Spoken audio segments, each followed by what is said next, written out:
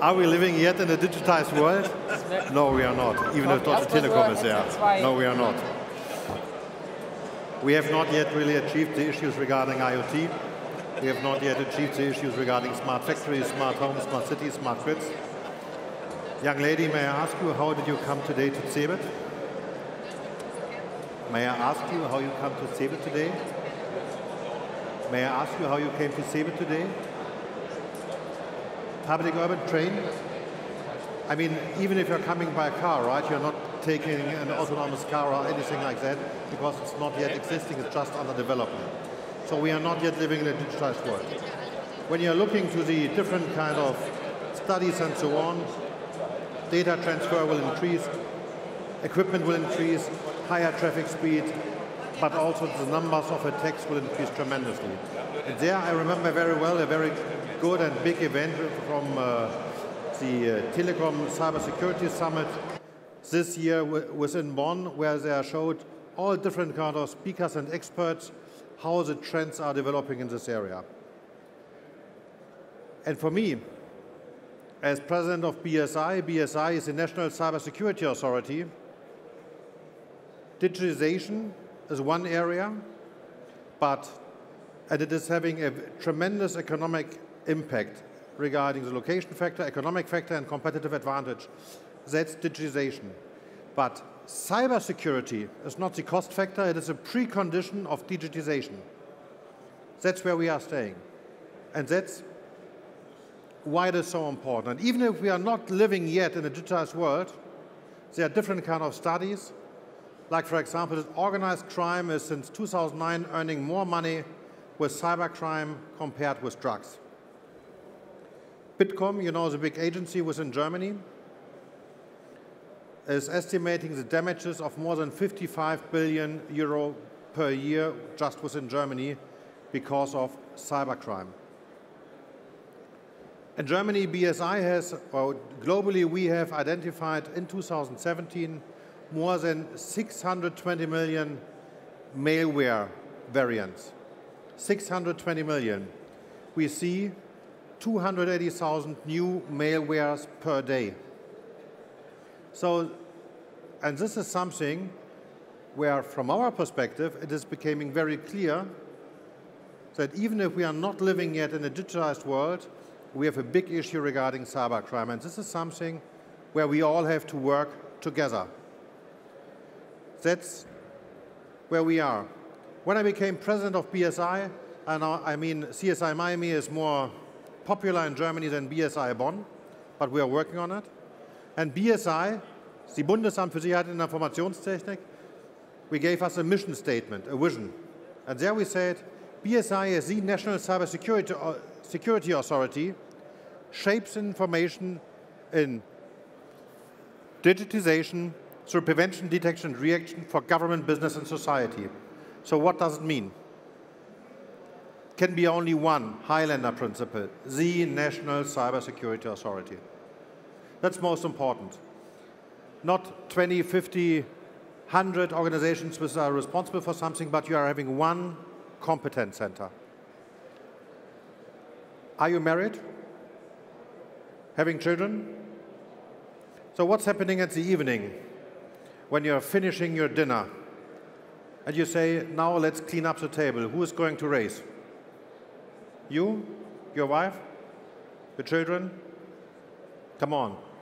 If I'm at home, no one is raising. At the end, I have to raise. You need to have a very clear responsibility to say to your child, you have to raise and clean up the table, and then it's going.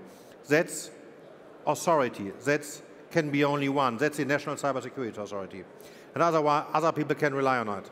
Then, I don't know how you are dealing regarding security. In the past, we always said either you have security 1, or if you know security 0. We, within BSI, believe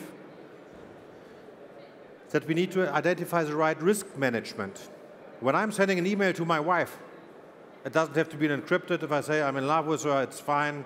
It can be public. If I would send it to my girlfriend, probably it has to be encrypted somehow. So it's always depending on the... I don't have a girlfriend, Mr. Backhoff, don't worry. So it's always depending on the level of risk you like to take. How big is your risk appetite? And this is exactly what security is all about. What kind of risk level are you willing to adapt? And this is how you are shaping digitization.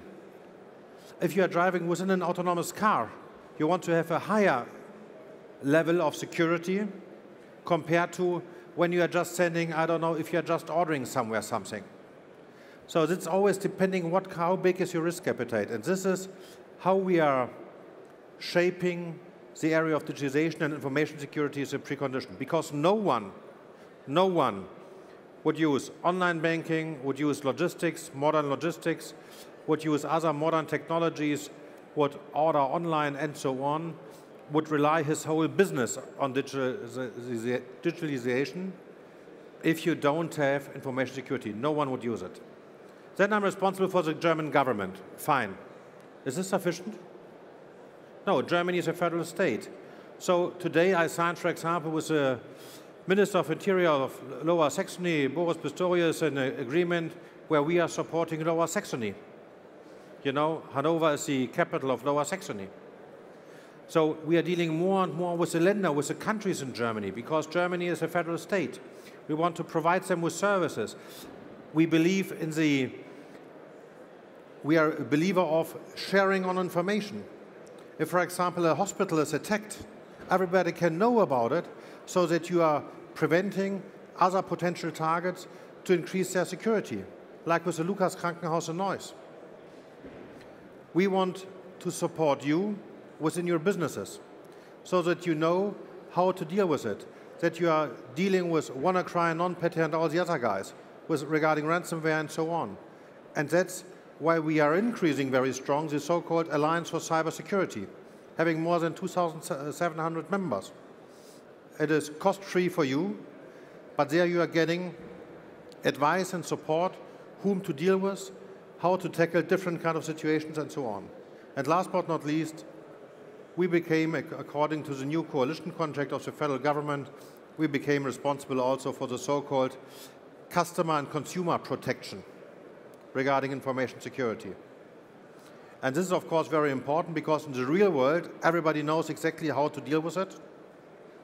In the cyber world, you don't know how to deal regarding the different kind of risks. And that's what this is all about. To deal with you, to deal for you, and that's why we are looking forward to work with you together.